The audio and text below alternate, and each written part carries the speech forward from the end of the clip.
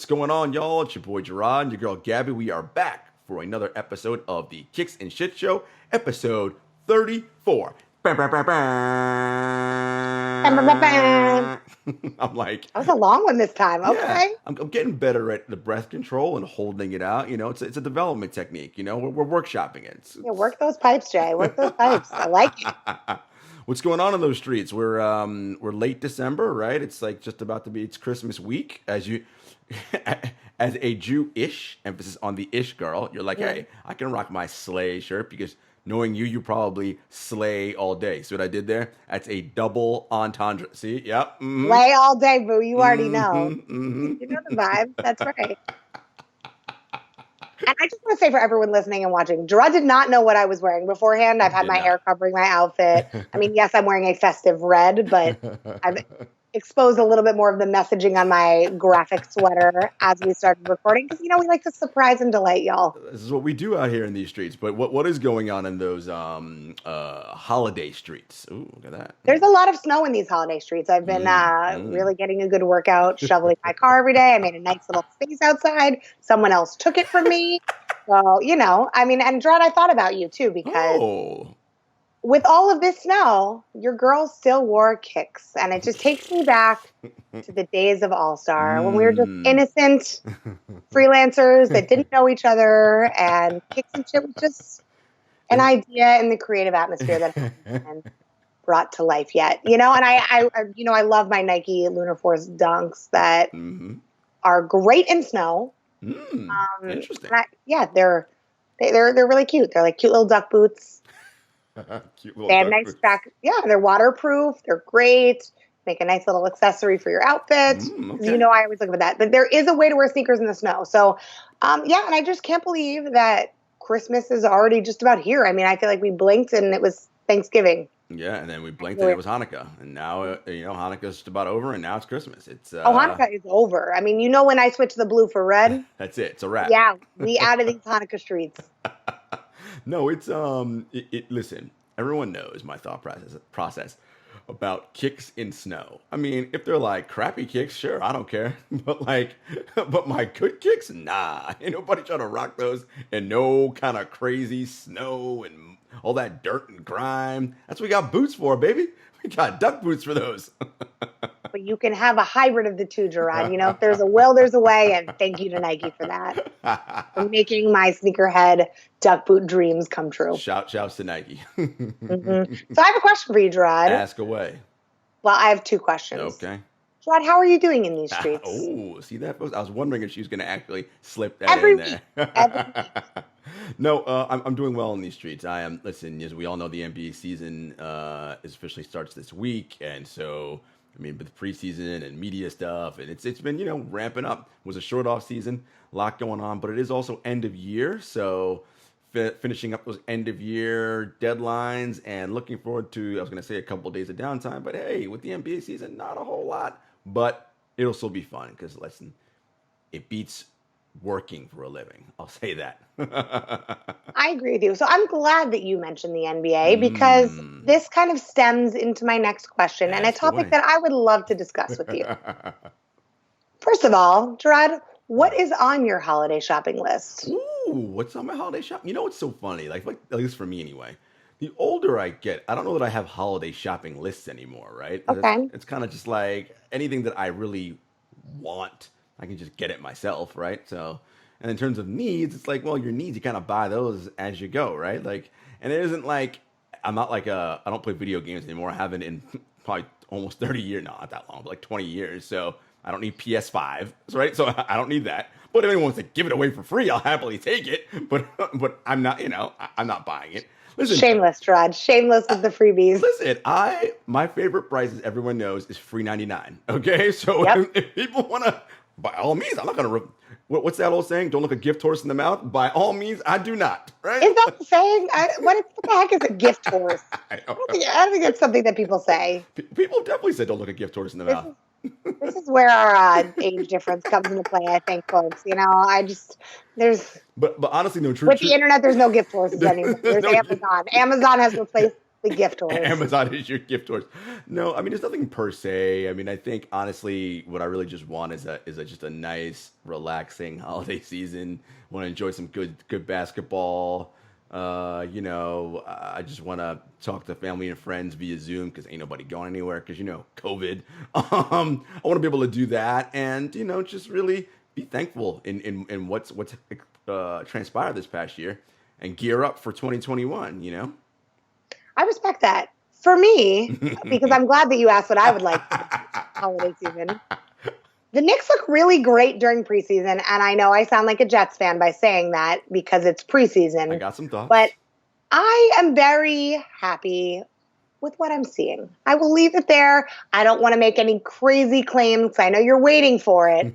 But I will say the one biggest loss that I took with the Knicks is getting my hands on what I really wanted for the holidays, and it was one of those KITH Knicks hoodies. And let me tell you, I am the queen of the elves. And I'm just looking at my kingdom behind me. Of somehow I've been able to still maintain a kingdom. You're the queen of the elves, but you got all those shoe boxes behind you, so you don't take that many elves. It's a numbers game, Jarod. It's like every once in a while, you're up at 3:00 in the morning and you get a restock and you get lucky. But I have to say, I was ready for this launch. Yeah. I was like, I'm not going to go for the full tracksuit. I'm going to go for one item. I'm not going to be greedy because I know how this game works. Mm-hmm. I had it ready. I was like, I'm going to get the white hoodie with the Nike swoosh. It's got the Knicks logo on the sleeve. I'm trying to go outside of my comfort zone. I normally just wear black. White is not your jam, but go ahead. No, but I'm here for it. Okay. And I had it ready, had the PayPal ready, everything ready to go. I did all the efficiencies. And guess what happened? Cookies are not enabled for this site. Ooh. I think Santa ate my damn cookies and I missed out on the collab because I was out of cookies. And then I went to go refresh it and pick another item just in case. That item was gone. Then the second item was gone. And then I went down the L rabbit hole, which I have spent most of 2020 in. And, I don't know why people are buying this to resell. I mean, I do. I'm saying this because as a true Knicks fan, just let us have one damn win. Well, here's what I'll say to you about that. I can't help you with the KITH Knicks. I can't do anything about that. However, your on-court Knicks product, I will say, I am very encouraged by some things I've seen. And in my previews on multiple platforms, 7-footers being one, a new NBA prop show that I'm doing, I have Knicks rookie Obi Toppin as my rookie of the year selection. Wow. I think that, Tibbs, first of all, Tibbs is going to have your squad playing certainly better. They're going to be way more competitive, and they're going to win games that that they probably shouldn't. Okay? Now, in terms of like the long term and like playoffs and all that, and like, you feeling good about your team, it's going to be about player development. That's going to happen over time. But I like what you have. And again, that Obi Toppin kid, I really, really like him. So there might be some nice things happening in New York Knicks land. Now, don't go crazy and think it's going to be the slow down. All I'm saying is I think homie has got some potential. I like what Tibbs is doing there. Hopefully the Knicks new leadership has time to put their plan in place.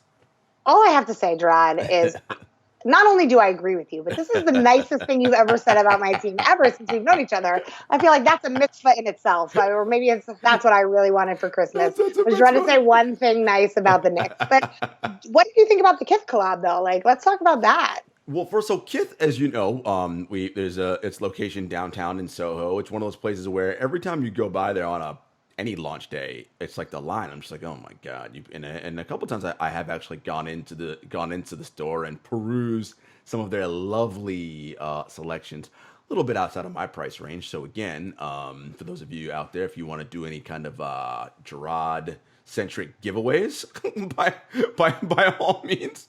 What size should I say? What do you do? I do 11 in shoes and M's in everything else. So. And if you give Jarod an M, him and I can share. He just doesn't know it yet.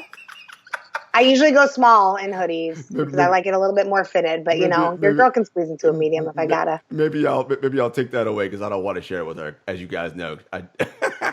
Rude.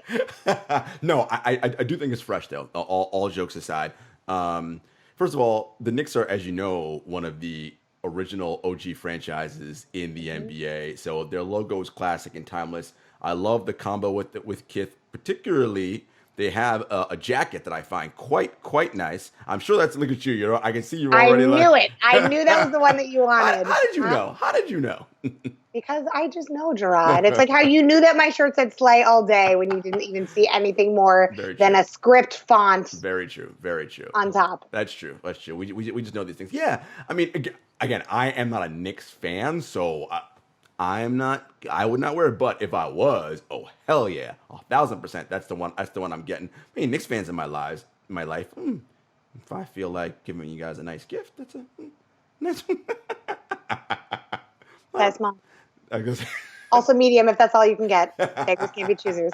Beggars cannot be choosers. I don't know why I'm so thirsty with this stuff, man. I gotta relax a little bit. It's all good, and then it's also KITH, which is obviously just hugely popular, and it's fire, as the kids say. I do love the Nike swoosh emboss. It's just everything is done the way you would imagine a KITH Nick collaboration to be. It is high class, good quality, and of course, unfortunately, limited production. So there were only so many that were out there. I know, and I've been watching the resale on eBay and on StockX. I love to play the StockX game where I pay what I would like to pay. The hoodie that I'm looking at started at a resale of around $320 and now has gone down to $280. So, I mean, that's a lot for a hoodie. Wait, do you like how I just did that? You're like $320. I was like, and then you went $280. I was like, oh, like what a steal! I'm like, already. The collection is not going to be cheap again because it's KITH. The one thing that I do wish that I could have seen more, and I love the Dipset collab. I thought that was great. The ads were fire. I was like, oh, it got me excited for basketball season. Not even just with the collection, with everything. It was like the emotion of the garden. The hats were great. I'm not a fitted hat kind of girl, but I was like, that's like the most fire logo out of all of them. You don't do fitted hats? Interesting.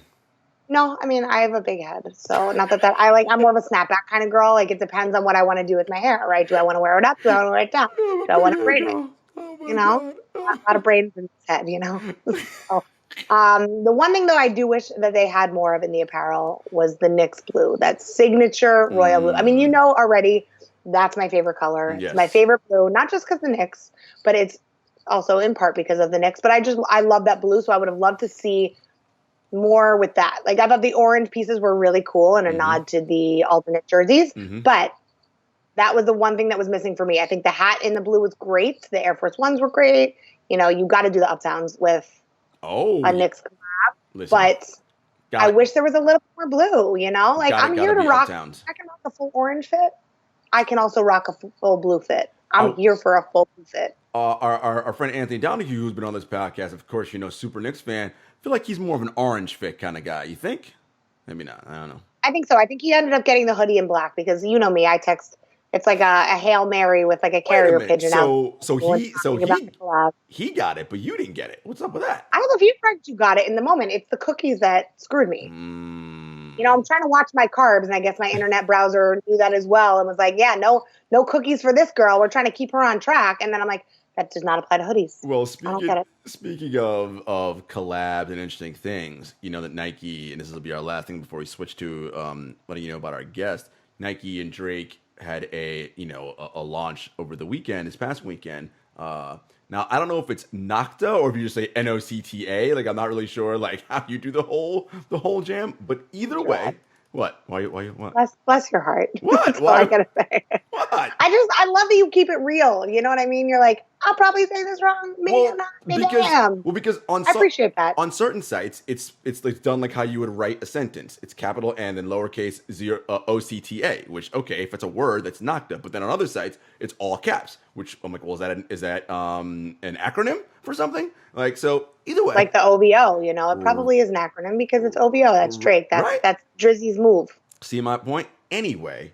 You can still call it NOCTA, though. It's okay. So NOCTA. Anyway, the Nike NOCTA collab came out, and as usual, those shits disappeared in a minute on the sneakers app. However, I do believe a medium gold hoodie will be arriving my way, maybe just in time for Christmas. And if you're on the good list, I might let you borrow it for our next photo shoot. I was going to say, you had me at gold hoodie. Tell me what I got to do to get on that list, Jarod. You know, I don't stand in line, so I don't stand in line. I like to be on the list. Anyway, folks, that's just a little bit of our fun week in trying to cop exclusive merchandise. See, I don't always wait for freebies. I will on occasion, I'm shocked a little bit. I'm pleasantly shocked. No shade. YOLO, to quote the great poet Drake. As the kids say, shouts out to our good friends in the fam at NIKE and Jordan Brand. If they want to send me anything. You know where I'm at. Sorry. Oh, you're all right? You got it? Yeah. Anyway, Gabby, we got a great guest coming up next, who's someone deeply plugged into the world of sneakers, sport, media, like someone who just understands this whole larger ecosystem, and I'm really excited to talk to this person, so you guys stay tuned. What's up, guys? It's your boy Jarod and your girl Gabby, and we are back. Gabby, we're not alone. We are joined by the managing director, partner, all around like dope dude at MediaCom. He is also one of the co-founders of the Count the Dings network. And for those of you that, you know what Count the Dings is. That's where you find all your friends. Waz, Black Trey, Amin, Jerv, Jade, everybody. And it is Ben Aronson. Ben, what's going on, my guy? Yo, I'm happy to be here, although I'm going to let everybody know immediately. I must have been like the last choice because y'all hit me up on Thursday being like, yo, Ben, we'd love to have you on the show. And I was like, great. I've been waiting for to ask. You've asked everybody else from Count the Dings. Jade, whose only pair of sneakers are Monarchs. You probably asked him. And you know how you know you're a last minute ask? When you get asked to be on the show and they're like, by the way, we need to record tomorrow. And I was like... So I do want to say, in Jarod's defense, that, and you can ask any of our guests, we usually hit them up like, we got to work on our timeline. Jarod and I had a call about that offline before this. Like, hey, we got to give them more than 24 hours to be like, hey, send us all your stuff. We're going to have you on the show this week. Hope you're cool with that. What's wild is you guys have the most professional after you've accepted list. Like you get like a little mailer, like laid out, fonted well, right? Descriptions. Dossier, yeah. But everything up until when you say yes is a shit show. Appropriately titled. Yeah, we just like to shoot our shot over here. Listen, it is like, I liken it to when you watch a beautiful duck or swan swimming across the lake. Up top, they cool, everything's calm and collected. Below the surface of the water, those feet are going a million miles a minute. That's how it goes. Until we get those interns, right, Gabby? Yeah, we're working on an intern process. Shocking to everybody here, we also have other jobs that pay us money outside of the show. So unfortunately, that takes precedence sometimes. So, I'm still trying to figure out how Jarod pays his bills. I still have not quite figured that out. I don't know how he afforded that shirt because that is a stylish piece of wardrobe right there. We don't have a wardrobe department, y'all. This is Jarod doing his own curtains are expensive too. So for you to make a shirt out of expensive ass curtains is impressive. I'm going to let you in on a secret though. I actually made the shirt for him out of curtains. You know what I mean? That's my holiday gift to Jarod. You see, this is how you know. All day, y'all. This is how you know this is a beautiful thing we have going here because Ben just gets on, starts ragging, Gabby jumps in. But that's the beauty of this situation. Look, I would love to say I'm independently wealthy and that's how I'm able to do that. That is not how I do this. I have about 75,000 jobs. That's how I'm able to pay myself, right? That's the nature of the beast when you are creative in this industry. And obviously, Ben, you've worked obviously on this side of it. You understand what it's like starting a network. So really, from the beginning, let's just start really. By the way, Gabby, Ben is a Montclair Kimberly Academy. Okay, graduate. MKA. I'm a Pingree girl over here. Here we go. You. Oh, there's not many schools that when MKA kids hear it, they're like, oh, you more fancy than us. But when you hear Pingree, you're like, oh, that's even more fancy. I'm actually looking at houses in Baskin Ridge and whatnot. Okay. So I was like, oh, wow. But yes, I am an MKA kid via scholarship. Let me make that very clear. Very clear. Full ride. But yes. But to be fair, to give credit to MKA, by far, and I've got multiple degrees, by far my best education of my life. Wow. Like, and I wish I appreciated it back then, but I can't compare the level of analytical thinking it created in me and kind of academic, not in terms of grade, but in terms of what you knew, competitiveness, right? And it's to this day, I genuinely am like, oh, my kid is going to go to private school for the majority of their life because I think those skills. And also, ironically, because I grew up in Wayne, MK was way more diverse. I mean, not even close, like just way more diverse than Wayne was. Wayne had an all-state football team with one black kid. Like, that's how you know it wasn't diverse. That sounds like Pingree's. That sounds like Pingree's football team. That is wild. No, but Ben, okay, so after MKA, you're going to college. So what do you do your undergrad, and then that first job when you get out of college, you're like an architect, you're building things. What? Talk about that. Yeah, so just to set the stage, all through college, my best friend Mo was a DJ, football player. Like, couldn't have been more opposite me, but in appearance, 6'4", 220 black kid with dreadlocks, and me 5'9", recovering fat kid but I lost all the weight, with blonde, I had the samurai David Beckham, all that. But in college, we started this thing called Dime Piece Productions, and we started throwing parties and getting all the Lehigh Valley schools together, which nobody had ever done. And then we migrated that to Philly and got all of the East PA schools. So by the time I graduated college, I thought I wanted to be like serious into like big time, like restaurant event marketing. I knew I didn't want to be a traditional promoter. I wanted to be like more an event planner, like big, like I wanted to work for Diddy. You know what I mean? When he was like, we need a New Year's Eve party, I will put it together. And my first job was in PR, and I got hired away after like 8 months at the agency working for this real estate company. And the beauty of it was, even though it was in Hoboken, my boss was like a New York art savant, right? And was super plugged into like high-end architecture, restaurants, fashion, music. So we would go to like Cielo, like on a Wednesday after work, and have table by the DJ booth, right? With System 1 sound systems or whatever that, I can't remember. But I mean, like, I got exposed to like real art and all of that. And the thing that my boss, Eric Kaiser and Kendra Pizzara, told me, and I was like 23, 24, was like, you always need to know what beautiful and what great and what art looks like, because so few people actually know. It's kind of like when New Yorkers meet people who are like, oh, I had great pizza. And you're like, no, like, you don't know good pizza until you've been to Luke Cali's right. or Una, right? Like, so they kind of were like, you always want to have that perspective of seeking out great taste. But I didn't want to work in real estate for the rest of my life. It was more just like a great entry-level job that like paid decent. And I kind of, went from there into, I worked 1 year in Hollywood. I usually leave this off. It's not on my resume. But do you guys know who Holly Robinson Peete is? Of course. Absolutely. All right. So her mom is like a legendary manager in Hollywood, Dolores Robinson. Mm-hmm. And my grandfather's very good friend from childhood is a guy named Dick Donner, who original director, producer, Superman, The Goonies, Lethal Weapon movies. I mean, he's like an all-time legend. And so my grandfather was out actually flying out to visit Dick Donner, met this woman, Dolores, on a plane, and they were chatting, and they were like, my son Ben used to talk about being Ari from Entourage. Like, and I did when I was in high school when that show first came out. Like, that was that was lit. Mm-hmm. Yeah, it was. And I was like, that could be me. Like, I can talk, like, whatever. And so I went out to work for her, long story short.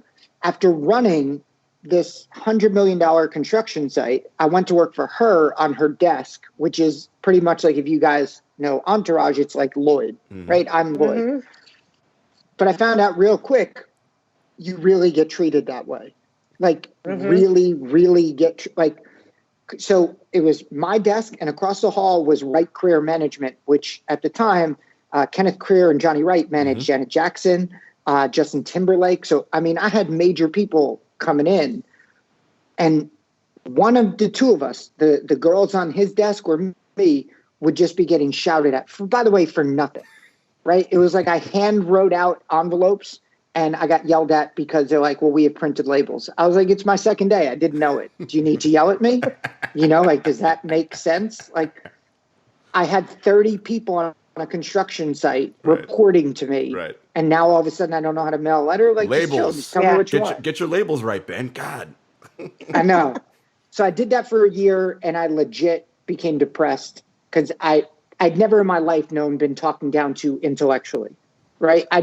Everybody, like, listen, I said I was a fat kid for a couple years. I'd been picked on at different points in my life, but never for like my brain, right? I was always, and so like being pulled apart, I became super depressed, came back, started my MBA at Rutgers and started doing a whole lot of entrepreneurial stuff, which is when I launched this thing called Breaking Through, which was an original music American Idol that I partnered with Red Bull and VH1 Saved the Music, put on 2 seasons, 6 shows apiece at the Highline Ballroom and then Gramercy Theater, major acts coming through to headline with Dream. We had Diddy and L.A. Reid in the audience, and all on no marketing. I mean, I just fucking talked my way through this.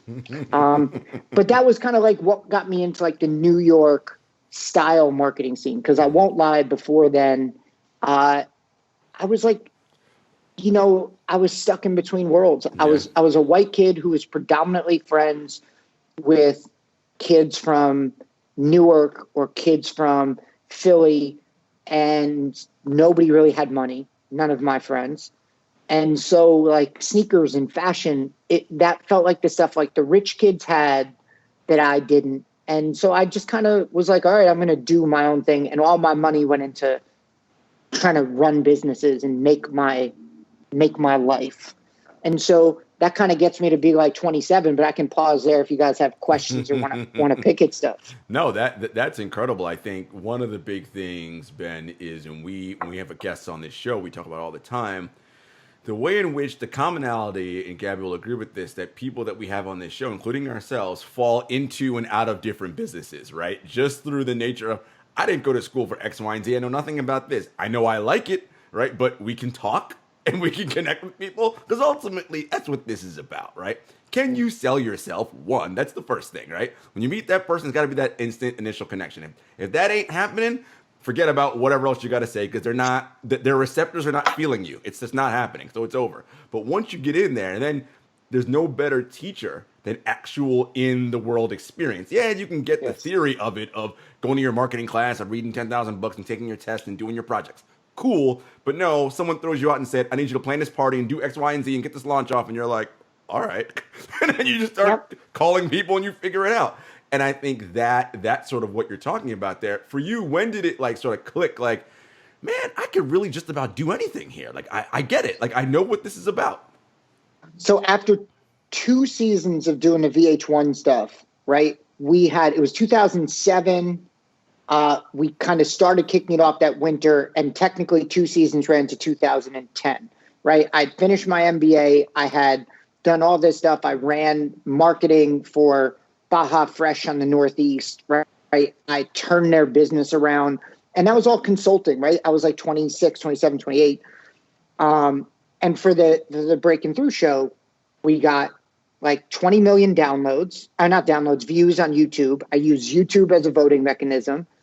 And I knew there was something there. It was just too early. Brands weren't really spending money on like YouTube views as a marketing metric, you know? And so I was like very unsure of where I fit. I finished my MBA at Rutgers and I started interviewing at agencies, and I finally got an agency to take a chance on me, this PR agency that was building out their digital and social department, MWW Group. Mm-hmm. And when I got there, my first 4 or 5 weeks, I was like really nervous, really insecure. Like I'd never built a strategy for a client before. I had just kind of been like, oh, I need to do something, so I'm going to do what I need to do to get it done. But it's very different when other people have expectations for what does a deck look like? Like, what does it need to have in it? What type of data did you pull? But after about 6 weeks, I was like, oh, these people may know how to like make this deck, but they don't actually know how to pull any of this stuff off, right? Like they were like, we're gonna run a launch event for Nicki Minaj and this Casio camera, and I was like, cool, that's not gonna work. You're gonna run a concert in it was Nikon Theater and now it's Best Buy Theater or vice versa, right? Like nobody's gonna come. How are you gonna get the word out? Like how are you gonna run this contest? Like everything was corny that people were doing, or they had no idea of how to actually do it. And I was like, oh, I got this. So once I started getting the professional polish of like, okay, like now I know how to make a deck. Now I know how this works. Then it just kept being like, all right, let me just get further and further. Because then you start hearing, well, PR agencies don't matter. It's the creative agency that matters. So I had to get to the creative agency. And then I got there. And, well, creative agencies don't matter. You need international experience. So I started getting there, right?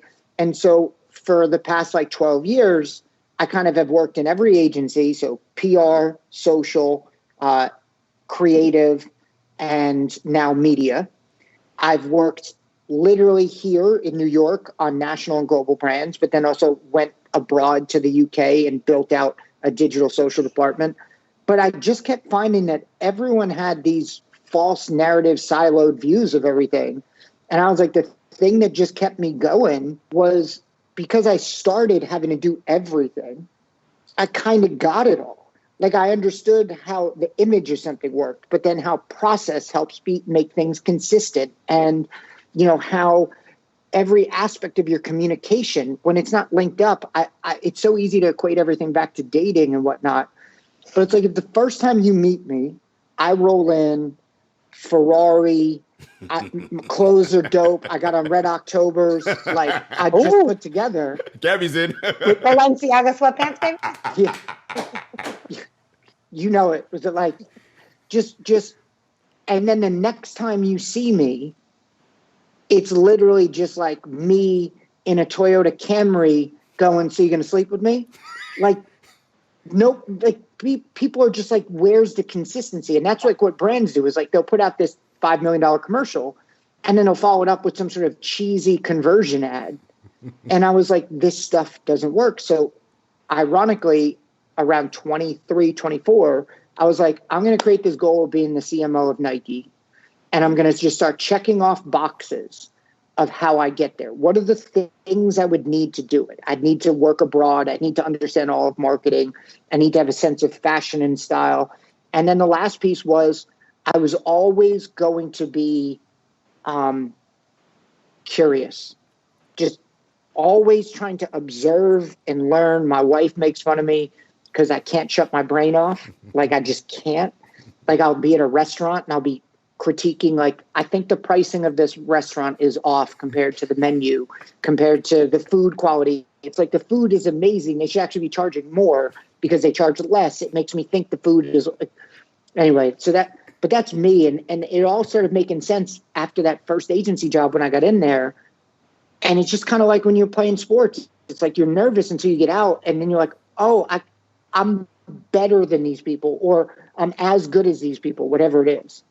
So I love that you talk a lot about self-awareness and confidence. I and Jarod as well, we both have kind of that non-traditional path. And we talk about this all the time. Like we're moving in the right direction, even if we don't know exactly what that end goal is, but we know the things that need to happen. So I know you mentioned your job in LA about really affecting your confidence. Can you talk more just about the effect of confidence in jobs like that? Just because knowing in what we do, there's so much out there that's like that. So first of all, I want to tell you guys, like, and I'm very open about this stuff. Came from a pretty tough childhood emotionally, psychologically. Like financially, my family was like very lower middle class in the sense of like, I never went without things I needed, right? There just wasn't a lot of excess. But psychologically, I mean, my dad committed suicide when I was 7. Don't apologize. Like I'm just laying this. He was depressed and an alcoholic, commit suicide. My stepfather was abusive and alcoholic, and we kicked him out when I was 13. My mom declined mentally from around 12 on, like mentally, emotionally. Like my house burned down. It was a lot of stuff, right? And that's why towards the end of high school and first couple years of college, I became like a fat kid and like really my confidence was all over. And I still battle some of that to this day, right? Like when you start losing weight and getting in shape and figuring yourself out, you can build confidence, but it never takes away if you have bits of depression or insecurity. It doesn't, and you can't pretend like it does. So when I went out to LA and I'm in Hollywood and I'm meeting all these people and I'm actually coming up with like some innovative things for commercial work. At the time, Holly Robinson Pete had just written this book called Get Your Own Damn Beer, I'm Watching the Game, A Woman's Guide to Football. Mm-hmm. And I can remember this like clockwork. It was like 2005. Her agent was Jeff Google at, I believe, CAA, right? And I was like, oh, we should pitch a conjoined campaign to Miller Lite. Like, they'll pay. They were just trying to get into like women and beer and what. I was like, I showed them the stuff. I wrote it together. And then I got shit on because my boss, her mom, was like, what are you trying to do? Steal my clients? Like, but I'm like, it's your daughter. She, and you know, I would get come at, and that would then turn into pettiness about literally everything I could do. You didn't send that email right. You didn't sign it right. And a month of it, fine, you can deal with it. But 6 months, 8 months, I mean, I would come home and I was 24, living in Santa Monica with 2 of my boys, and I wouldn't go out. Like, I wouldn't even go out to get a beer. I wouldn't do anything. I just would like sit there after work because I was like, what am I going to get in trouble for tomorrow? Mm-hmm. Mm-hmm. Right. And it took me probably 3 or 4 months after leaving the job to get any sort of confidence back. Now, I'm not going to blame Dolores because Dolores, I want to be very clear. This was a standard thing in Hollywood. She was no different than anyone else. The problem is just that that's okay to treat people that way. Mm-hmm. I'm very hard on my team in terms of like, I want great work. I'm never personal about it. I'm never rude about it. The only things I expect is like, if I tell you like, hey, there's spelling mistakes all throughout this thing, I don't want to see it come back to me as though you didn't even look at it. Right. And I'm not going to get mad at you. I'm just going to be like, hey, I told you there were spelling mistakes. Fix the spelling mistakes. Never going to be like, you're an idiot, which are things that have been told to me. Right. Like it's just, that stuff really affects people. And that's where there's part of me that looks at like a younger generation and goes, hey, I get it. You shouldn't be talked to like that. Like my buddy is a psychologist and a former football player. Prim is doing her PhD in psych now. There's no correlation between yelling and performance. Right. Literally none. Right. So the idea that you need to like yell at people and get on, like it doesn't do anything. And ironically, I actually responded really well to sports coaches who yelled at me because in sports, you could take it out physically. But when it was never personal in sports. When it started being personal to me, it was really hard. And I'll tell you that to this day, when I don't do well at work, it really affects me because I've always felt like mentally I had a gift.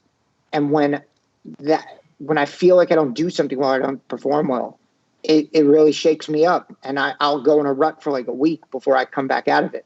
You know, it's just the truth. No, this story is, it's incredible. I mean, obviously I knew a good portion of it, but I'm glad you're sharing it with our audience. When you sort of move from position to position, career to career, like we started the show offline and you talked about, there's actually something that I'm doing because what I call you is a Renaissance man, right? Being able to sort of run real estate and then now get into PR, then do media and then do marketing. Mm-hmm. Those are all different industries. And I did say the commonality, of course, is selling yourself and those kinds of things, but there's something scientific going on there. Can you elaborate on that a little bit? Yeah. So first of all of my jobs have been more or less in strategy, right? And so that's the unifier between them all. But what I was going to tell you about something scientific, there's a great author, David Epstein. He wrote books like The Sports Gene, but he wrote a book called Range. Yep. And when I told you at 24, when I came up with the vision of being the CMO of Nike, I didn't know that range was a thing, but I was like, I need to have all these different qualities, right? And So I just started pursuing those check boxes, always using strategy as the thing that brought me back. But I think it's a really, really important thing. And that's why I don't hire people now who work for me based on experience. I hire people based on skills, right? And most often, like the things that I say that like I want out of people is I want you to be an analytical thinker. I want you to be able to question why shit happens. 2, I want you to have like basic fundamentals of like grammar and writing, because I just can't put you in front of people if you can't just write basic stuff. But everything else, Jarod, as you talked about earlier, and Gabby, I think you even said it as well, you learn on the job. Yep. Right? Like I have 3 degrees. I have an MBA and I have 2 undergraduate degrees. And I can tell you, none of them taught me to write a presentation the way my agency writes it. In fact, every different agency you go to is a different way that A they different want to do format. stuff. Yep, 100%. Yeah. It's incredible. It's really true. And I mean, I give credit to Skidmore where I went that made us present my freshman year to actual executives for that reason. We had to do everything in each of the different disciplines. And I think people really put aside the importance of writing and communication skills. Like also, if there's typos and stuff, what else are you not paying attention to? Do you not care about the brand, about the project? So I totally appreciate that and respect that. And I think like, do you see the future of a lot of these big brands that are having successes, especially like in the sneaker space, of hiring based on that, based on talent, based on non-traditional skills or on experience? Because I know, like I said, like the 3 of us here, we're a little bit more non-traditional, but I think the thinking that I've found personally with a lot of companies is still in that linear traditional path. Are you seeing that that's starting to change or could change? It's not. It's not changing, with the exception of a select few.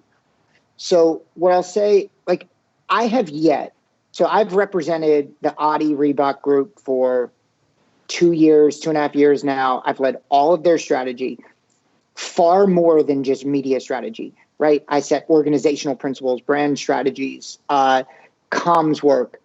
And, you know, I still struggle to get non-agency interviews, right? I've got a 15-year, pretty illustrious career at this point. I have experiences that I know for a fact nobody else at my level or my age does. And like, I struggle to get that. And the answer I get is, we want somebody who has like 5 to 7 years of on-brand experience. And I'm like, well, I've led those people and taught them how to do their jobs. Literally. In fact, I've sat as like the consultant to the CMOs in a lot of these companies, you know, and it's really frustrating. The only thing that I'll say that's slightly different is if you do something interesting or cool in the public space, the way Trey started NBA Bubble Life, the way a friend of mine, Bima, started Claima Stories, right? I don't know if you guys know Bima. If you don't, you should look him up and we'll get him on the show. He's become one of my good friends. But, you know, if you can do something public that's interesting to the space, you can find yourself grabbed in because it's not clout stealing because it's not that, but they think that you've done something interesting. But ironically, just working at agencies or working somewhere else, just a traditional job where you've done well, they don't see a lot of transit. They'd rather you literally, like Nike used to make it so that almost everybody started in one of their stores and started and came all the way up.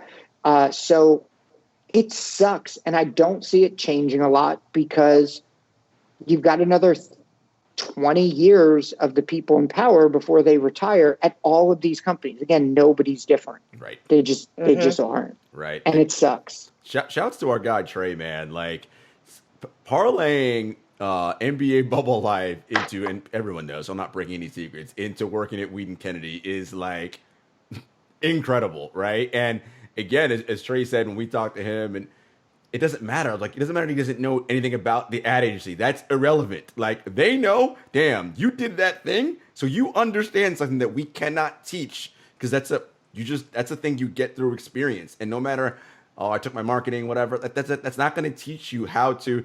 Trey knows this. Nah, this will work. Because trust me, this is how people respond to X, Y, and Z. And again, I wish more companies would just it's not even take a chance. It's more just sort of think outside of your silo, right? Like, I need to see 6 years of this. And no, you don't need to see that, because what does that mean? All that tells you is that I somehow managed to stick somewhere under someone else who didn't fire me. And right? Like, it doesn't tell you that I know how to do my job. It just tells you that, okay, I was at this place for 6 years, but ask me about how do I do stuff. I don't know, right? Like, well, or take some people and go, just because you know how to do the job doesn't mean you're great at the job, right? Mm-hmm. So basically what I try to do when I hire people, and it's one of the things, I lead this strategy mentor program for people of color and LGBTQ communities. And one of the things I try to tell them constantly is what you guys need to do is get yourselves in the door. If you can just get in any job, right? I promise you, your thoughts will be different because your experiences are different. Mm-hmm. You might need to spend your first 6 months keeping your mouth shut and learning how to actually do stuff, especially if you don't have any marketing degree and you didn't ever have any experience at an agency. But when it is time for you to start, get yourself involved, you will have different ideas. Now, listen, Trey is going into literally the best agency in the world. What I know for certain is Trey has interesting thoughts on culture and people. Mm-hmm. What I also know for certain is Trey works really hard. Is he going to be a great agency creative, in 5 years? I don't know for certain of that. But what I do know is he's going to find some role and somebody's going to be like, oh, no, this is the thing, because he's in now. They're going to talk to him. They're like, oh, maybe he's not a great creative director, but you know what he's going to be? He's going to be an amazing producer, or he's going to be amazing this, or maybe he is going to be a great creative director. I just know Trey's going to be great. Mm-hmm. I just don't know what area. The fact that he's in now, right, mm-hmm. is going to give him exposure to how these things come together and let him and them figure out where his direction goes. And that's the whole point about diversity mm-hmm. and inclusion, right? When we talk about diversity and inclusion, this is what we mean. Because Trey just being, as you said, Ben, in the door, his experience is far different than probably anybody inside of all of Weeden Kennedy. Not probably. I'm 100% certain they are. Different than anybody. Well, guess what? That has value. And because that's ultimately what it's about, right? When the company realizes, shit, we got value here. Yeah. Now they're going to be like, oh, this is perfect. Now what we're going to do is fit you in the right slot, and we're going to mm-hmm. turn this thing out. And it's just it's an ability of the right people in charge to be like, no. Where's the value here, right? Like, that's all. And once they lead with that, you're in a good spot. Well, we are a sneakers show, and I know you have thoughts about sneakers. When we were on True Hoop, shouts to Henry and Judy and Coach Thorpe, we had Sneaker Week earlier this spring. You wrote an interesting article mm-hmm. about the sneaker industry, and you have a unique perspective on the industry because, again, to your point, while you don't work directly for a brand in-house, you've consulted just about every major brand. One of the things that Gabby and I always talk about is when they decide price points and what they're doing with, bringing out a sneaker. And I've heard Matt Powell talk before about the collaborations, and that's what get everybody's buzz. But collaborations aren't the majority that keep the lights on. Like, those are like 10,000 shoes, if that many. It's the basic Air Monarch or whatever, those kinds of things that keep the churn process going. So when you look at sneakers, and vis-a-vis collaborations and just the run-of-the-mill, how do brands think about when they decide, all right, this is what we're doing and how we're going to keep ourselves relevant and in the game? So let me start with how brands do, and then we'll talk about me, right? All brands are doing is looking for growth. Why? Because everybody's a publicly traded company, right? And they have to grow. That is, just so everyone's clear, that is not their fault in a true sense. It's more just that's capitalist economies, and Jarod and I could talk all day long about that. But listen, there are some good sides of that, right? At the end of the day, for the most part, growth does create jobs and all sorts of stuff. So I'm not going to shit on capitalism entirely. But what I will say is they try to grow. So you get a whole bunch of strategists together and they look at opportunity analysis and they say, where is the growth sector? Oh, the growth sector is like junior high, white, middle class basketball players and just which is so many at that age.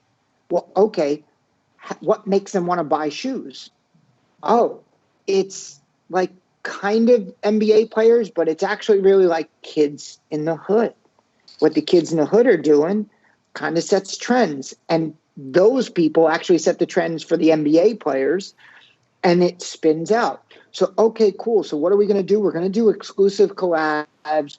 We're going to do style drops. We're just going to do high price point inline. Inline means the shoes that you see in Foot Locker and whatnot, because that stuff creates a sense of value and signals to the market. And the market, I mean, the consumers, that this stuff is aspiring, right? You should want to have it. And all that does, and it leads you to this cycle of, okay, let's, do something with Little Baby. Let's do something with Drake. Let's do something with Kanye. We're going to do few release. We are going to price it exorbitantly. Then we're going to have the mainstream takedown price really high. We're going to market it to kids in the hood. When the kids in the hood have it, and I shouldn't just say kids in the hood, we're going to market it to, this is the truth, just lower socioeconomic people of color, right? They don't all live in the hood, but it is statistically, you actually are more likely to live in urban area. I'm sorry, for people who don't know the way this stuff is built, I don't want to be seen as making it seem like everybody lives in the hood, but they're not talking to upper class black people. They're talking to lower income people. They want them to buy it so that that stuff sells out. They want them to be seen in it so that they post it on Instagram and social, right? Which then validates the things these white kids see in the NBA. Those white kids predominantly don't live in urban environments. So they don't actually have access to the high-end sneaker shops and to the places where drops go. So where do those kids shop? Dick's Sporting Goods, Foot Locker, Champs, Foot Action. By the way, all owned by the same company, right? And so then all of a sudden those kids go and buy the inline shoes, which, by the way, have almost no overhead cost in a marketing sense because they're not actually tied to LeBron or to Kanye or to whatever. So there's huge profit margins. And that's where the bulk, I'm talking 80 to 85% of these companies' profits come from those shoes. But the brand is built that way. And when that comes back to me, I told you guys, like, I didn't come from the type of money where you got sneakers. And when we talk about my favorite sneaker, I'll tell you what it was back then, what it is now, et cetera. But what happened was when I started being about 25, 26, 27, and I started being in that kind of music event space, I started coveting sneakers and style more often until the point where I had like not even that many, 30, 35 pairs of sneakers. In the grand scheme of sneakerheads, that's not that much. Right. But my boys who's a creative director, I mean, he's got Red Octobers. Ooh. He had Off-Whites, like the Prestos early on. He has these limited edition menthol Air Force Ones that like you just can't get, right? I mean, all sorts of crazy stuff. And I started going that way. And then I was actually literally on the Adidas pitch for MediaCom when I found out I was having a baby. And I literally on the pitch, and I was getting sneakers for free. I came home from Amsterdam from one of the meetings with like 3 new pairs of shoes that I didn't even have to pay for. And I opened up my closet. At the time I was living in Connecticut while Prim was at ESPN. And I had, like I said, like 35 pairs of shoes. And I was like, I'm wrong. I'm wrong. Like, I don't need this. I'm not using it. I'm wrong. And by the way, I'm not wealthy enough. And at the time I was making 6-figure salary. We had dual income in the house. Technically I could afford that and more. But I actually, in reality, am not nearly wealthy enough to be spending that much money. I didn't have $400K in the bank. I didn't own my house. And that's when all of a sudden my 2 kind of visions for this world came together and was like, I've always been a charitable person. I started a thing called One for One Initiative when I was like 27 and started traveling around the world, where I said, when you get something, you should give something to charity, right? I was just like, hey, I got a new hoodie. I should give it away. But it was that point on that Adidas pitch, being 34 years old or 35 years old, when I was just like, I'm done. Like, I'm out on the expensive sneaker game, like, entirely. And so I went from 35 pairs of shoes down to like 9 or 10. I do my 1 in, 1 out. If I buy a pair, I give a pair to charity. I don't sell them. If I had enough money to buy it, I'm going to just have a fresh ass homeless person. That's the way I see it. I like that. Because if I can afford to buy a new pair, I don't need $160. Like, I don't. And somebody else needs something. But that's kind of where I'm at in this kind of world. And I just want to see more democratization of this industry. Yeah. No, this is woo. I mean, Ben, we could talk about this stuff for 17 hours. But of course, literally 17 hours. But of course, we don't have time for that. Prim's going to come out and be like, hey, you got some stuff you got to do back here. So, folks, stay tuned because it's going to be time for America's favorite segment, Shoe and Tell. Ben's going to show off a pair of kicks. He's going to talk about his favorite pair when he was younger and his favorite pair now. So stay tuned.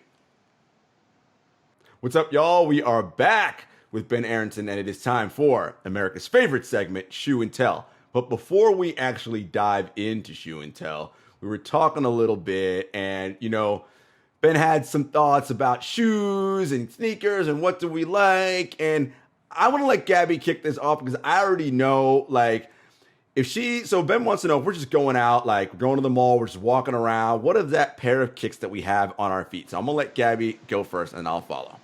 I mean, you guys put me on the spot with this one. This is not an easy answer. I could have slept on this one overnight. It depends on my mood, my outfit, my vibe. You know what I mean? Is it warm? Is it cold? Am I wearing bike shorts? You know what I mean? So many things. Ankle weights. I know that makes me like such a woman to ask all of these questions, but like, if I have to grab a pair of kicks and I'm like not really thinking about it, I have 2 go-tos. My Adidas Superstars are like my easy, comfortable, casual. They go with everything. They're classic. It's a nice low top. Cute because I'm a lady. Sometimes I don't want to go high top. Otherwise, usually I'll rock a Jordan 1. And as Jarod knows, I've been really into mids lately, even though it's a very polarizing silhouette. But the fire colorways, I mean, I feel like I have enough pairs in my collection now that depending on the color of black hoodie and leggings combination that I wear, you know, this is very outside of my comfort zone. By the way, wearing red, it's shocking. But yeah, usually a 1. Do girls keep a pair of shoes? Like every guy I know has a pair of unlaced low tops by the front door. So if I just got to run out and like grab something at Trader Joe's, do girls keep a pair like that or no? So not really, but if it's raining, we do have our nice little mat outside. So, you know, for the snowy weather, my Lunar Force Air Force Ones are outside, ready to go. The duck boots, unlaced. I can jump in them and ready to go. I got those too. All right, Rob, same question to you. What's your kind of like roaming around Manhattan on the Saturday in the summer? Not when it's winter. I love it because I'm like, Can we talk about the weather and precipitation first, please? Okay. So real quick, the whole unlaced thing, I'm with you on that. Those for me are Adidas Gazelles, right? Just black, like unlaced. You just put them on, run outside. Now, in the summertime, or honestly, once it's not no precipitation, okay? Adidas Stan Smiths because they're easy, right? Like they're low top, and it may sound like I hate high tops. I do not. It's just that low tops are just so much easier as a function thing, right? Like I can just put them on real quick, especially in the summertime. I don't worry about shorts because I don't know, shorts and high tops, I feel kind of funny sometimes depending on what kind of shorts they are. It's kind of weird, right? Unless I'm playing ball, it's like I don't play ball, so what am I doing? I feel like I'm back in a Wu-Tang video whenever it's like shorts and high tops. Right. I'm like, this ain't good. Or I'll go with the classic Puma suede lows, but again, no rain, although they are pre-treated, so I can withstand elements if I need to. But the Puma and Adidas low tops are my go-to, and sometimes it is my Jordan 1 lows as well. I will go those, but those are like when I feel like, all right, I'm trying to like flex a little and go up, then I'll put those on. But I'm just running around, it's Adidas and Puma. So that's interesting, and I love that because so for me, by my front door, unlaced is always one of my pairs of Air Max 95s, right? Different colorway. Like I've got the Atmos, you know, like depends like, but for a month, they're usually one pair there or a pair of a NIKE. I've got these yellow ones that I just love. They're the only shoes I like get dirty, right? Yeah. And the reason that I like those for my all around is agree with you on low top. And then also both are like a fairly comfortable shoe. The Air Maxes are not amazingly comfortable, but fairly comfortable. But as we get into shoe and tell, I want to tell you first about the younger shoe. And if you can find it, I've not actually been able to find a picture of it. But I know for a fact I had these because I remember it so well. Kobe came out and he had his Crazy 8s. right? And I was probably about 15. And it was my last year. I remember this because it was my last year I played basketball. I didn't keep growing. Like everybody else grew. You stopped. And for those who don't know, MKA is like where Kyrie Irving went to high school later. I just wanted to drop that, but whatever. David Tyree also went to MKA, I believe. Yes. Yes. But basically, I never got a pair of Jordans. I never got a pair of like cool shoes when I was a kid. My mom had a $90 price limit, which was still a lot of money, right? But not enough to get anything that was out really, right? So I remember being like 15, for whatever reason, these purple and yellow crazy eights, but they were Kobe specific. They were, I want to say his first or second shoe. And I had those and I felt like the greatest hooper. I felt like the coolest kid because I just never had a pair. And I've not been able to find the exact colorway since because it was actually the Laker purple. And when I look online, I can't find them. And the only reason I know it was a Laker purple was because I had the jersey to match, right? And anyway, so those were my favorite as a kid because it just meant a lot. It was just the first real pair of kicks I got. Second thing I want to show you is in this painting. My boy Keely is a sick artist. He did all of Jay-Z's. Oh, I just realized it's not lit well enough. I realized he cut it off. But Keely did like all Rockefeller's offices and whatnot. But you can't quite tell, but I took our engagement photos and I got like a whole painting done. But you can't tell. I just got some red with the white bottom NMDs. And so I wore them here and then I wore them again. You can't see. I just realized we got everything framed, but we took a family photo with all the red shoes. I love red shoes. I don't know why. Obsessed with red shoes. I like it. So do you have Red Octobers? I do not. But my favorite pair of shoes, right? Favorite are these snakeskin. They're snakeskin, red bottom, AJ1s, and they're thinner somehow. I don't know how to explain it, but it's not quite as chunky as the traditional AJ1. But it's the snakeskin all black. I love black and red. I mean, listen, if I were a chick, I'd have Louboutins all day. Like, I won't lie. Right? But there's something about texture that I find just like really interesting. And like, so to me, when people go wild over colorways, to me that I feel like colorways is lazy. I like when people do things that's just different. That's why I love what the Shoe Surgeon does. I loved originally when Off-White, before it became a gimmick, like the first thought of it was cool. And I like this because it was simple, classic, right? I also never laced them. They look fucking dope with jeans, right? They look good with joggers. So this is my favorite shoe I own. And I won $2,000 in Vegas right after. I bought these at it's like CVSR or CSVR in Vegas, a little sneaker shop, right? And I bought them there in the morning when I got there with Prim. I gave Prim, I shouldn't say I won. Prim didn't want to gamble. I gave her $50, right? And was just like, please put this on something on the roulette table. She turned it into almost $2,000. Nice. Like, having no idea what she was doing. Literally no idea. Just putting stuff down on the inside too. She would just be like, I'm going to put 2 chips on the inside and she would hit. I was like, nobody does that. But those are my sneakers. And I do want to plug one more small thing because I actually think this is a really important thing. You guys talk about what are the brands doing? How do you break in? I think one of the most interesting things happening in the industry right now is the DTC market is changing opportunities because people are actually able to take what started as, we all knew somebody who made T-shirts, when we were in college or made this stuff. And so I follow these brands partly for work and partially for me, and they do a really good job of retargeting. And right now I'm wearing the Legends brand hoodie, right? And I have got these ASRV joggers on, right? The DTC brand or world is putting out some really, really dope, in the grand scheme of things, affordable. Like, it's still a $60 hoodie. There's still $90 short sweatpants, but the quality is great, right? The product experience is great. The delivery, all of that. And I really think that supporting those brands is what creates opportunity for other people in this industry. So that's kind of I wanted to say that all because, listen, at the end of the day, the sneakers on your feet are kind of like watches. Like it's that thing that kind of complements whatever, but you don't need to spend crazy stuff to be fear of Godded out. You know what I mean? And like, I'll just end on this. One of the things that bothered me, I really like pure style wise, I think Fear of God just does dope shit. Like it's very me, it's very minimalist. But one of the things I thought was like lazy is he put out a Fear of God question with Nike that he blatantly marketed as this is based on the Iverson questions, right? And I was like, even Virgil and Off-White, like John Geiger, John Elliott, all they're doing is taking silhouettes that already work and like putting their own logo on it. And there's no innovation there. Yeah. And to me, it's like, I don't want to knock people who are trying, who are doing stuff like whatever, but like people out there don't pay $400 for that stuff. Right. Like don't, your self-worth should not be tied up in that.